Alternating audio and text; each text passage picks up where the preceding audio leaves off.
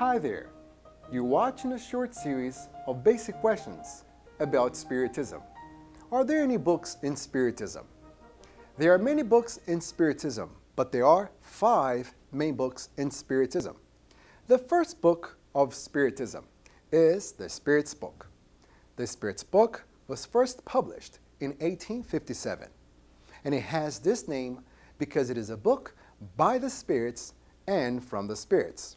It was written by the spirits through various mediums, and the information received was analyzed, organized by Allan Kardec, who compiled all information from the spirits into a single book.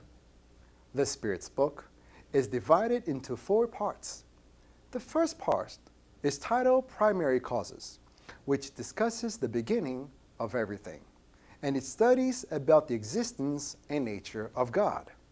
The second part is titled The Spirit World, or the World of the Spirits, and describes with logic and reasoning the afterlife, reincarnation as a natural law, what happens when we dream, the relationship of the spirits with the physical world, the influence of the spirits in our everyday lives, family ties, how someone plans their reincarnation, and so on.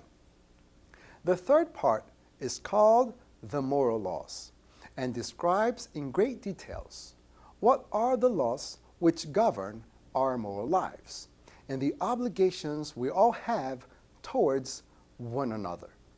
The fourth part refers to our current state of being and the consequences of our actions in the afterlife. It gives unparalleled reasons to avoid suicide, ways we can deal with ingratitude, our ideal attitude when a loved one dies, and the hope that we can all have in our future. After the publication of the Spirit's Book, all the 4 books were published in order to further develop the materials discussed in the 4 parts of the Spirit's Book. In 1861, the Medium's Book came to life, and its main purpose was to develop the ideas brought in the second part of the Spirit's Book about the spiritual world. The Medium's Book is an incomparable source of knowledge on the safe and moral practice of mediumship.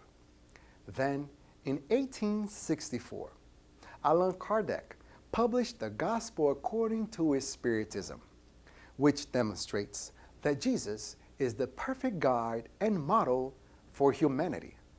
This third book is mainly concerned about the moral teachings of Jesus Christ and how we should apply it to achieve inner peace and free ourselves from suffering. The fourth book was published in 1865, and it is titled Heaven and Hell.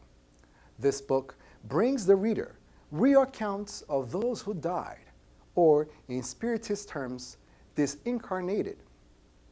These spirits came back to relate the events of their afterlife, their state of mind, and where they are on the other side, to show us the concrete example of the consequences of our actions after the body dies.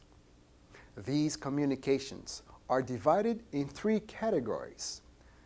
Communications of inferior spirits, which are from those who, while in the physical body, did evil things. Communications from ordinary spirits, which are from those who are not involved in any evil things, but at the same time never fully apply themselves to grow spiritually.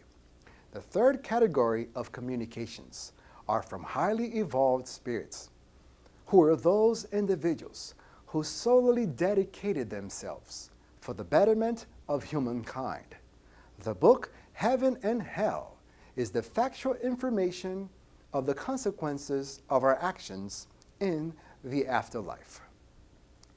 The last book, Genesis, was published in 1868 and broadens the information discussed in Part 1 of the Spirit's Book in relation to creation, the nature of the universe, and the prophecies about the future of humankind found in the Gospels. we cannot emphasize enough the importance of these 5 books. They are the instructional manuals which will guide us to fulfill the purpose of our existence, the achievement of perfection.